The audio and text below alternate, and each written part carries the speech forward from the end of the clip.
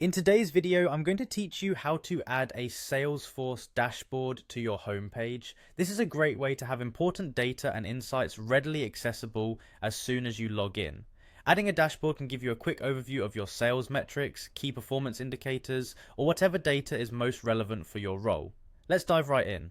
First, we'll start by navigating to the Setup menu. To do this, look for the gear icon in the upper right corner of your Salesforce interface. Click on it, and from the drop-down menu, select Advanced Setup.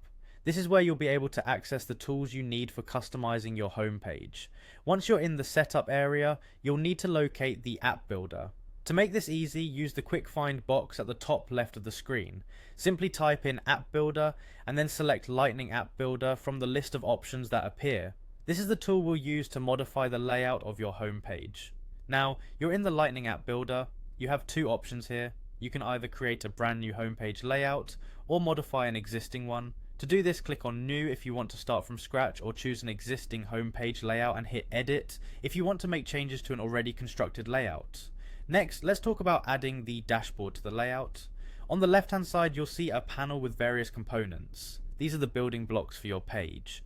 Look for the Standard Components section and drag the dashboard component onto your page layout. This part is as easy as clicking and dragging it into position. When it comes to placing your dashboard, you have several options for where it can live on your page. You can drag it into the main region, place it on a sidebar, or choose another location that works best for your needs. Think about how you want your page to look and feel, and place the dashboard accordingly. Now let's get your dashboard configured. In the right hand panel, you will see options to choose which specific dashboard you want to embed.